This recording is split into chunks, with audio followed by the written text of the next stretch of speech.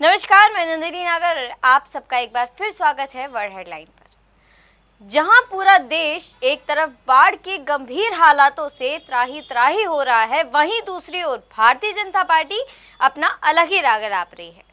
Bharatiya Janata party को कोई फिक्र नहीं है, कोई चिंता नहीं है, कोई टेंशन नहीं है कि चाहे दिल्ली डूबे, पंजाब डूबे, बिहार डूबे या फिर कहीं भी भूस्खलन हो, जमीन फटे, आसमान फटे, कुछ फर्क नहीं पड़ता। भारतीय जनता पार्टी को अपनी राजनीति से फुर्सत नहीं मिलती और ऐसा ही बिहार की ओर से भी देखा जा रहा है, जहां एक तरफ पंजाब में बाढ़ के इतने गंभीर हालात हैं, बाढ़ से पूरा पंजाब डूब रहा है और ये कहा जा रहा है कि पंजाब में जितनी बाढ़ इस वक्त आई है, इस समय आई है, इतनी बाढ़ लगभग 38 साल पहले आई थी। तो सोचिए कितने गंभीर हालात होंगे पंजाब में और पंजाब की जनता कितने गंभीर हालातों से जूझ रही होगी। लेकिन इसी बीच बिहार बंद का ऐलान भारतीय जनता पार्टी द्वारा कर दिया गया है, बल्कि सिर्फ भारतीय जनता पार्टी नहीं, एनडीए सरकार द्वारा कर दिया गया है। इस एनडीए गठबंधन द्वारा पूरा बिहार आज के दिन बंद रहा, जिसमें अनेकों लोगों के साथ बीजेपी के नेताओं द्वारा बदतमीजी की गई, मारपीट की गई और कई मरीजों को अस्पताल तक टाइम पे नहीं जाने दिया गया। कई छात्रों को उनके पेपर देने से रोका गया, उनके एग्जाम सेंटर पर जाने से रोका गया और अनेकों ऐसी वीडियो आज बिहार बंद के दौरान सामने आई, जो सच में दिखाता है, जो सच में ये झलकाता है कि बीजेपी को राजनीति के अलावा और कुछ नहीं सूझता। भारतीय जनता पार्टी के नेताओं में राजनीति इंसानियत से बढ़कर हो गई है। और इसी बात पर आरजेडी नेता तेजस्वी यादव ने क्या कहा, वो भी सुनिए। सुपर फ्लॉप रहा, एक भी आम आदमी का समर्थन भाजपा और एनडीए को नहीं मिला, बल्कि भाजपा के लोगों ने गुंडागर्दी जो है सड़कों पे की, महिलाओं के साथ बदतमीजी की गई, टीचरों के साथ बदतमीजी की गई, एम्बुलेंसों को रोका गया, जबरन जो है आम नागरिकों को तकलीफ पहुंचाया गया। ये सारा दृश्य जो है आज बिहार बंद में सामने आया। यानी प्रधानमंत्री जी और भाजपा के लोगों ने जो बंद करवाया था केवल बिहार में, एक भी बिहार के नागरिकों का समर्थन इनको नहीं मिला और ये पूरी तरीके से लोगों ने गुंडागर्दी करने की काम किया, प्रयास किया। वो सारा दृश्य आप लोगों के सामने है। तेजस्वी जी, सोनिया गांधी को बाढ़ वाला कहा गया, सोनिया गांधी को बाढ़ वाला कहा गया। अरे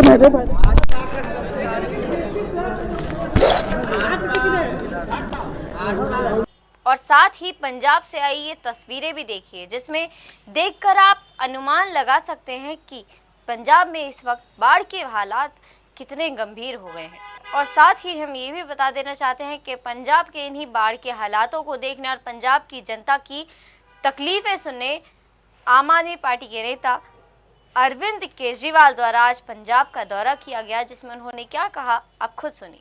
बहुत बड़ा कहर आया है, चारों तरफ बहुत ज़्यादा बाढ़ आई हुई है और कई पूरे के पूरे गांव के गांव बह गए।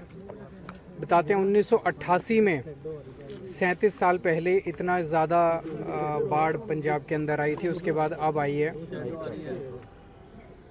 इतनी दुख की घड़ी में पंजाब सरकार, पंजाब के मुख्यमंत्री मान साहब, हमारे सारे मंत्री, आज मेरे साथ अमन अरोड़ा जी आए हुए हैं, हमारे सांसद संत सीचेवाल जी हैं, हमारे सभी सांसद, मंत्री, विधायक, हमारे सारे वर्कर, आम आदमी पार्टी के पूरी सरकार, सारे ऑफिसर्स, जितने डीसी हैं, प्रशासन है, एसएसपी, एसपी जितने भी हैं, सब इसमें पूरे शिद्दत से लगे हुए हैं लोगों को बचाने के लिए, लोगों को राहत देने के लिए।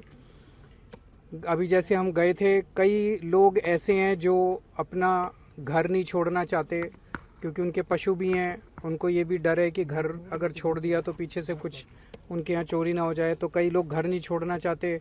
कई लोग हैं जिनको गांव से निकाल के राहत शिविरों में भेजा गया है, तो राहत शिविरों में भी बहुत अच्छा इंतजाम किया गया है सरकार के द्वारा किसी तरह की कमी नहीं होने दी जा रही। वैसे तो बहुत ज़्यादा दुख का समय है, लेकिन अपनी तरफ से जो भी कर सकते हैं वो सब कर रहे हैं। जहाँ जो लोग गांव के अंदर हैं उनको गांव के अंदर ही मदद पहुंचाने की कोशिश की जा रही है। अभी सीचेवाल जी से मैं बात कर रहा था, तो अगर कोई यहाँ पे इस इलाके में कोई सिलेंडर की भी मांग करता है तो सीचेवाल जी उनके यहाँ सिलेंडर तक पहुँचाने जाते हैं। इसमें सबसे बड़ा योगदान जो है वो पंजाबियों का अपना योगदान है।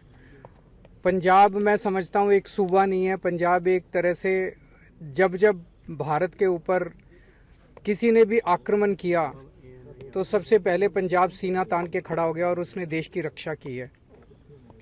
जब जब देश को अन्न की ज़रूरत पड़ी, जब देश इस बात से जूझ रहा था कि इतनी बड़ी जनसंख्या को खाना कैसे खिलाएंगे, तो हरित क्रांति के दौरान पंजाब ने पूरे देश का पेट भरा है।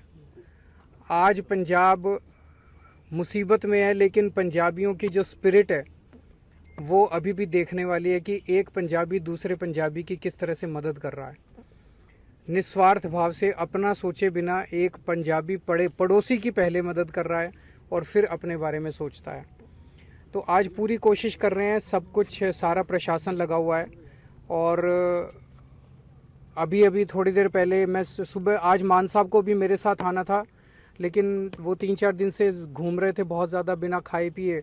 आज सुबह उनकी तबीयत बहुत ज़्यादा ख़राब हो गई।